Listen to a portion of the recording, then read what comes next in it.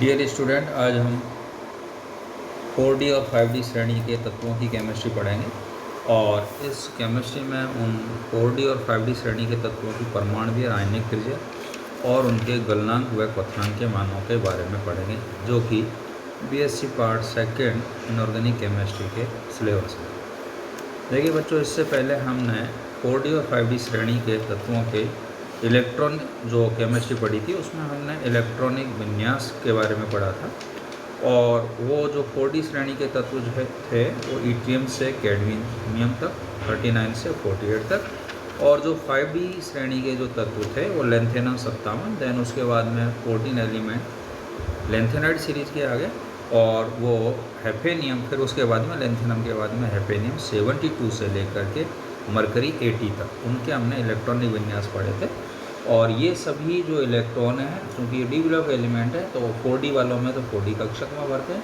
और 5D series के तत्वों में 5D श्रेणी के तत्वों में 5D कक्षक में ये इलेक्ट्रॉन भरते हैं। लेकिन 5D श्रेणी के तत्वों में लेंथेनियम के बाद में 14 इलेक्ट्रॉन 4F कक्षकों में भरते हैं, और इसीलिए टेंटेनम हेफेनियम में जो है 4F14 5 विन्यास, हेफेनियम के बाद में मरकरी तक सभी में 4F14 विन्यास आता था, जो कि हमने पूर्व के लेक्चर्स में हम पढ़ चुके हैं। अब देखिए यहाँ पर जो है ये जो परमाणुवीय रासायनिक त्रिज्या के बारे में जो हम पढ़ रहे हैं यहाँ पर, देखिए मैंने शुरू में आपको बताया था कि किसी भी एलिमेंट्स की प्रॉपर्टी मोस्टली दो चीज़ों पर ज़्यादा निर्भर करती है। नंबर फर्स्ट उसके इलेक्ट्रॉनिक कॉन्फ़िगरेशन पर, और सेकंड उसकी परमाणुवीय और रासायनिक त्रिज्या मतलब उसकी रेडियस पर निर्भर करता है। अब दूसरा यहाँ पर क्या है कि जो 4D और 5D श्रेणी के जो तत्व हैं ये एक साथ पढ़े जा रहे हैं। 3D श्रेणी की केमिस्ट्री हमने पहले पूर्व में पढ़ी थी, वो अलग पढ़े थे। तो यहाँ इसके पीछे क्या है कि 4D और 5D श्रेणी के तत्वों की जो परमाणुवीय रासायनिक त्रिज्याओं के मान लगभग से समान है, और जब इनके मान लगभग समान है तो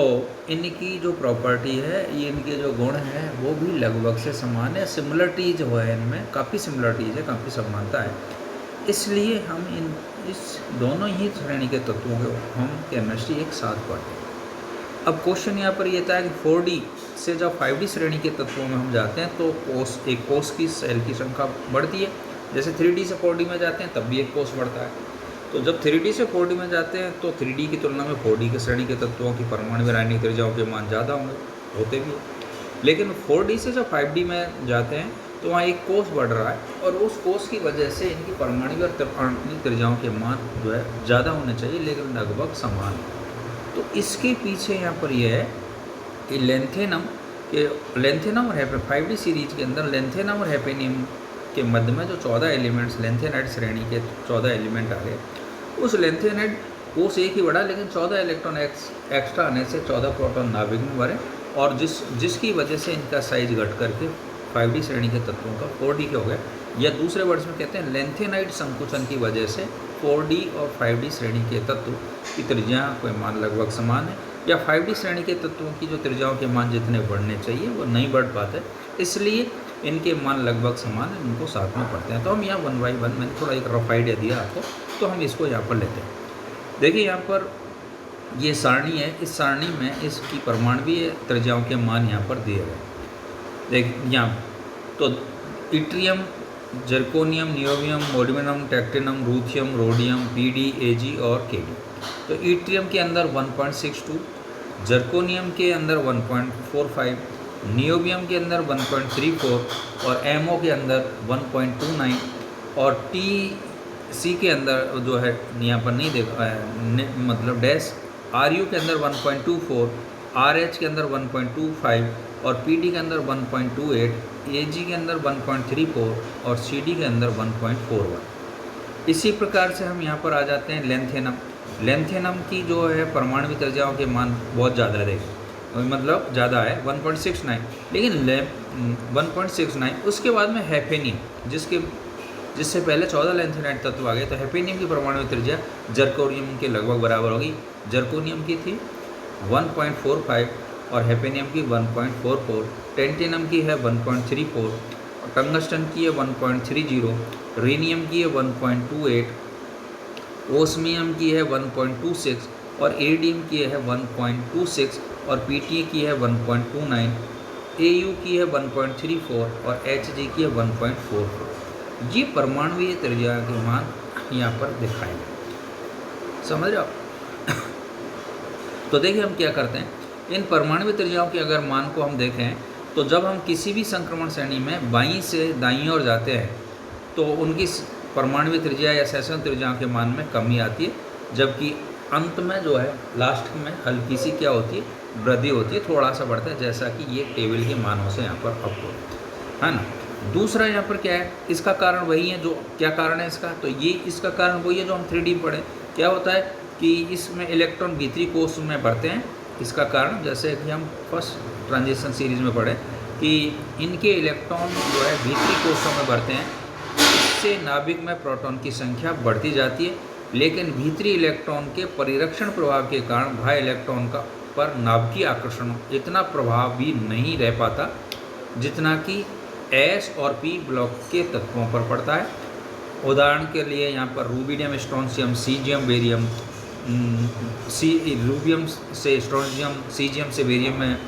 में जाने में सेशन त्रिज्याओं के मानों में मतलब लगभग 0.25 या 0.37 एंगस्ट्रॉम की कमी होती है, जबकि एकदम इसके बाद आने वाले तत्व ईट्रियम है, जर्कोनियम है, लेंथेनम है, इनके त्रिज्याओं के मान 0.15 और 0.15 या 0.17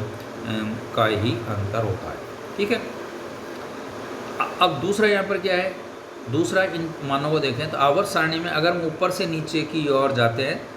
या एक आवर्त से दूसरे आवर्त में हम जाते हैं या आवर्त की संख्या बढ़ती है तो आकार या त्रिज्या के मान बढ़ते हैं, लेकिन द्वितीय और तृतीय संक्रमण श्रेणी के तत्वों में ऐसा, इन मानों को देखने तो ऐसा होता नहीं है। ऐसा जो है यहाँ पर ये मान ये बताते मतलब इनकी त्रिज्याओं के मान लगभग से समान होते हैं, तो जिसका का आकार लगभग बराबर सा रहता है। इसका कारण है लेंथेनाइड संकुचन का प्रभाव, जो मैं पहले भी बताया, लेंथेनाइड कॉन्ट्रैक्शन इफेक्ट।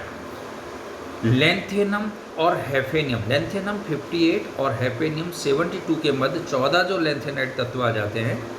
और अतः हैफेनियम और उसके बाद आने वाले तत्वों में नाभिक में 14 प्रोटॉन में वृद्धि हो जाती है, जबकि जुड़े हुए 14 इलेक्ट्रॉन बहुत भीतर के 4f कक्षकों में होते हैं, जिनका बाह्य इलेक्ट्रॉन पर उतना परिरक्षण प्रभाव नहीं पड़ पाता। इस कारण तृतीय संक्रमण श्रेणी के नए कोष होने के उपरांत भी परमाणु के आकार में कोई वृद्धि नहीं हो पाती, और ऐसा ही प्रभाव इनके आयनिक त्रिज्याओं के मानों में पड़ता है, जैसा कि हम नीचे टेबल में पढ़ेंगे। और इसी वजह से जो है 4D और 5D श्रेणी के तत्वों के मान लगभग से क्या होते हैं, समान होते हैं, इनके गुणों में भी समान। जैसे अगर हम यहाँ पर इनके लेंथेनाइड संकुचन का आयनिक त्रिज्या प्रभाव देखा यहाँ पर,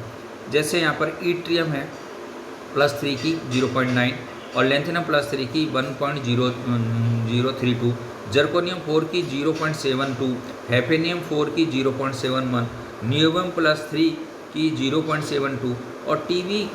+3 की 0.72, है ना। तो ये यहाँ पर मतलब इनकी जिस तरीके का पैटर्न यहाँ पर परमाणु त्रिज्या का है, वैसा ही पैटर्न यहाँ पर जो है आयनिक त्रिज्या के मानों का भी होता है। आयनिक त्रिज्याओं के मानों का भी यहाँ पर ये पैटर्न इसमें दिया है। कहने का तात्पर्य यहाँ पर ये बच्चों कि ये जो लेंथेनाइड तत्व 5D सीरीज के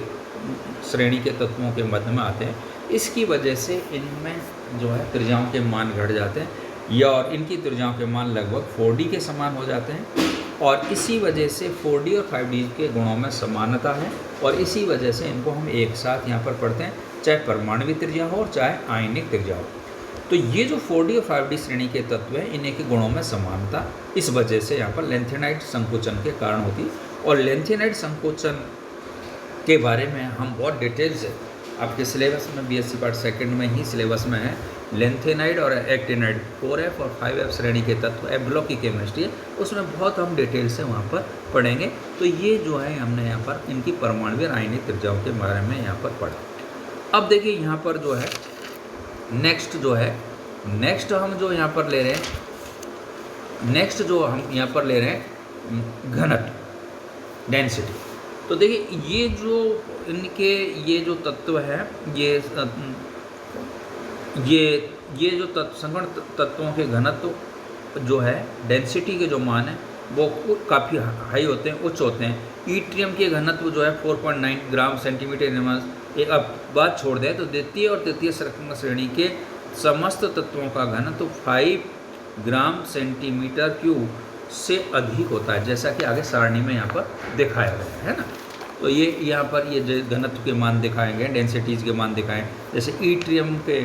घनत्व का मान है 4.5, जर्कोनियम के घनत्व का मान है 6.51, नियोबियम के है 8.57, मैग्नीज का है 10.28 और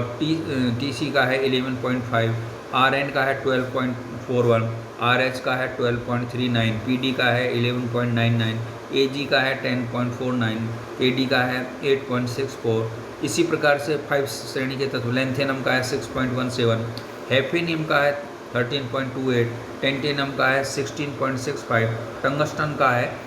19.3, रीनियम का है 21.0 और ओस्मियम का है 22.57, इरिडियम का 22.61, पीटी का है 21.41, एयू का है 19.32 और एचजी का है 13.53। तो देख यहाँ पर, तो अब ये जो है ना, मतलब कहने वाला 4D की तुलना में जो 5D श्रेणी के तत्वों के जो घनत्व के मान है वो लगभग डबल से है। जैसे ये सारणी देखें आप इसमें, और इनके घनत्व उच्चतम घनत्व वाले सबसे ज़्यादा जो घनत्व है उसमें ओस्मियम और इरिडियम का है। ओस्मियम का है 22.57 और इरिडियम क्या है 22.6 होता है। और ये कितने उच्च है कि इसका अनुमान इस बात से लगाया जा सकता है कि धातु कि अगर हम क्या है कि एक इनके धातुओं की एक हम फुटबॉल की बॉल बनाना है तो उसका जो वज़न है लगभग 3 कुंटल और 20 किलो के बराबर होगा। इतनी ये हैवी है इनकी जो है कौन 4D और 5D और स्पेशली 5D श्रेणी के तत्व। ठीक है, इसी क्रम में हम यहाँ पर जो है इन 4D और 5D श्रेणी के तत्वों का हम ले रहे हैं मेल्टिंग पॉइंट और बॉइलिंग पॉइंट। देखिए, अगर संकर्ण धातुओं के गलनांक और क्वथनांक के मान काफ़ी उच्च होते हैं, बहुत ज़्यादा होते हैं, 1000 से लगभग क्या होते हैं ऊपर होते हैं, लगभग 1000 से ऊपर है। और द्वितीय संकर्ण श्रेणी के 3 तत्व टेंटेनम है, टंगस्टन है, रीनियम है, इनके गुणनांक के मान जो है लगभग 3000 से भी ऊपर होते हैं। 1000 से कम वाले केवल 2 ही अपवाद है, जैसे एक तो लेंथेनम है और एक सिल्वर है। कैडमियम में मरकरी एच आदि के कम है, और ये जो मरकरी है इसके गलनांक का मान जो है मात्र -23 डिग्री सेल्सियस होता है। वैसे भी ये लिक्विड फॉर्म में एक अपवाद है धातु जो पाया जाता है, द्रव अवस्था में रहता है। ये द्रव अवस्था में जो है, इस कारण इनके आयन जो है गलनांक के मान यहाँ पर बहुत कम है ना। अब यहाँ इसके जो गलनांक का मान अगर ये टेबल में दे रखे हैं, देखिए यहाँ पर द्वितीय और तृतीय श्रेणी तत्वों के गलनांक के मान, जैसे ईट्रियम का यहाँ पर गलनांक का मान है 1530, जर्कोनियम के गलनांक का मान है यहाँ पर 1857, नियोबियम के गलनांक का मान है 2468, मोलिब्डेनम के गलनांक का मान है 2620, टेक्टेनम का है 2200, रूथियम का है 2282 और रोडियम का है 1960, पीडी का है 1552 और एजी का है 961 और सीडी का है 321। कम है केडी केडी जो है कैडमियम सीडी जो है उसका 321 है और मरकरी का -39 है। फिर लेंथेनम का है 920, हैफेनियम का है 2222 और टेंटेनम का है 2980, टंगस्टन का है 3380, रीनियम का है 3180, ओस्मियम का है 3045 और इरिडियम का है 2443, पीटी का है 1769 और एयू का है 1064। ये इनके गलनांक और किसके मान है, क्वथनांक के मान है 4D और 5D श्रेणी के तत्वों के। देखिए यहाँ पर क्या है, अगर हम मरकरी को छोड़ दें, मरकरी और कैडमियम, मरकरी का तो माइनस में है और कैडमियम को छोड़ दें, तो बाकी के जो इनके गलनांक और क्वथनांक के मान है ये क्या है बहुत ज़्यादा होते हैं। और ये जो इनके तो इस कारण इनके क्या है ये जो है ये इनकी एक विशेषता है कि वाष्प घनत्व अत्यंत तो उच्च होता है और इनकी वाष्प असाधारण उत्कृष्ट गैसों की भांति एक परमाणु होती है। मरकरी की विषैली वाष्प फैले नहीं, इस कारण इसे किसी द्रव में ढककर रखा, जैसे टॉलुइन की सतह से ढककर रखा जाता है। मतलब ऐसे में ये वातावरण में में खुला नहीं रखा जाता और डी कक्षकों के पूर्ण भरे होने के कारण इनमें संकरण तत्व ही नहीं माना जाता है, जैसे मरकरी है, कैडमियम को उनको नहीं माना जाता। तो कुल मिला के कहने का मतलब हमने यहाँ पर इन जो है 4D और 5D श्रेणी के तत्वों की हमने 2-3 प्रॉपर्टी जो है केमिस्ट्री में 2-3 प्रॉपर्टी, इनकी केमिस्ट्री के अंदर 2-3 प्रॉपर्टी, एक तो परमाणु आयनिक त्रिज्या, दूसरा हमने यहाँ पर इनके जो है घनत्व, और तीसरा यहाँ पर हमने इनकी पढ़ी है मेल्टिंग पॉइंट और बॉइलिंग पॉइंट, गलनांक और क्वथनांक मान। और इसमें सबसे इंपॉर्टेंट पार्ट है इनकी परमाणु और आयनिक त्रिज्या। और इस परमाणु आयनिक त्रिज्या जिसको लेंथेनाइट संकुचन की वजह से घट जाती है 4D और 5D की समान, और 5D की घट करके 4D की समान हो जाती है, इसके बारे में मोस्टली क्वेश्चन पूछा जाता है। तो thank you, doctor HS Goswami, government college Kota.